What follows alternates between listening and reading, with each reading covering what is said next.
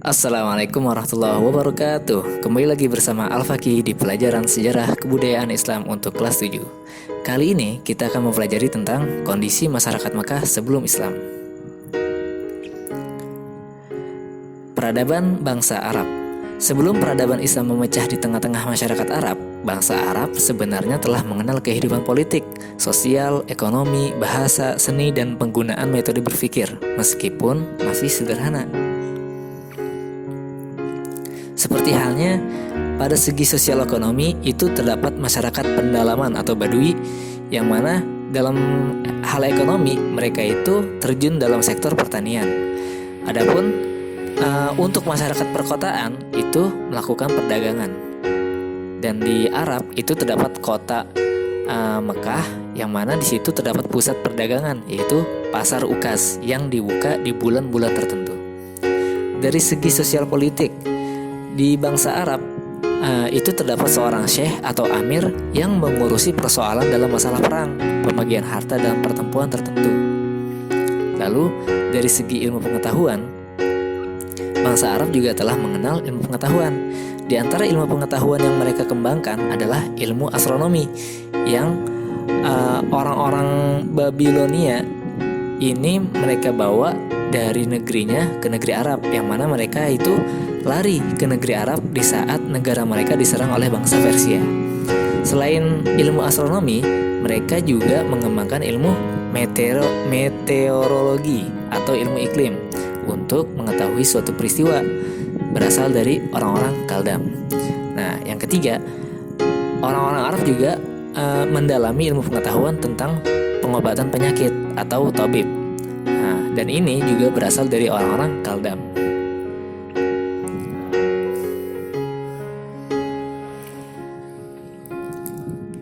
Selanjutnya, tentang agama dan kepercayaan bangsa Arab. Dalam cerita para nabi, sudah ada beberapa nabi yang diturunkan di negeri Arab, di antaranya Nabi Ibrahim. Karena itu, sejak awal ajaran tauhid sudah tertanam di masyarakat Arab. Setelah berpuluh-puluh abad, ajaran tersebut mengalami perubahan, yang akhirnya masyarakat Arab banyak menyembah berhala. Bangsa Arab mulai menyembah berhala ketika Ka'bah di bawah kekuasaan Jurhum yang dipimpin oleh Amr bin Lubai dari keturunan Khuza'ah datang ke Mekah dan berhasil mengalahkan Jurhum. Kemudian Amr bin Lubai meletakkan berhala besar bernama Hubal yang terbuat dari batu ajuj merah berbentuk orang yang ditempatkan di sisi Ka'bah. Kemudian memerintahkan ia menyeru kepada penduduk Hijaz supaya menyembah berhala tersebut. Saat bangsa Quraisy berkuasa kembali di Hijaz, Ka'bah sudah penuh dengan berhala yang berjumlah lebih dari 360 buah. Di antara berhala-berhala yang dianggap penting antara lain adalah Lata, Uzza, Manah, dan masih banyak lagi seperti Asaf, Nailah, Wud, Yagut, Suwa, Yang, Nasr, dan Manaf. Selain menyembah berhala, bangsa Arab juga ada yang menyembah malaikat, bulan, bintang, dan matahari. Lanjut ke sosial budaya bangsa Arab. Bidang bahasa dan seni bahasa, orang-orang Arab sebelum Islam itu sudahlah sangat maju. Di antara poinnya itu adalah bahasa mereka sangat indah dan kaya. Lalu penyair sangat dihormati. Juga ahli pidato mendapat derajat tinggi seperti seorang penyair.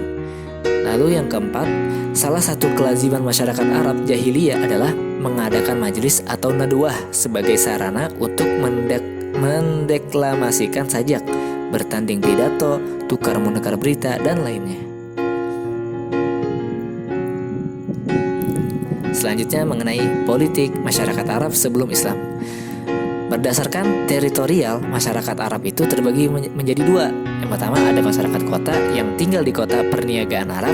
Yang kedua ada masyarakat pendalaman yang menggembara dari suatu tempat ke tempat lain.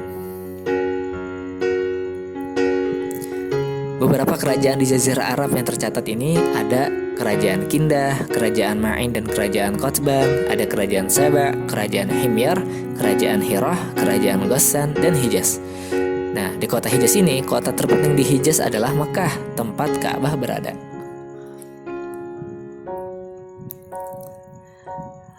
Di abad ke-5 Masehi, suku Quraisy itu berhasil merebut kekuasaan Mekah dan Ka'bah dari kelompok Khuza'ah. Mekah mengalami kemajuan di bawah kekuasaan Quraisy. Lalu, untuk mengurus Mekah dan mengamankan para peziarah yang datang ke kota Mekah, suku Quraisy itu mendirikan semacam pemerintahan. Nah, di dalamnya itu suku Quraisy juga mengatur urusan yang berkenaan dengan Ka'bah.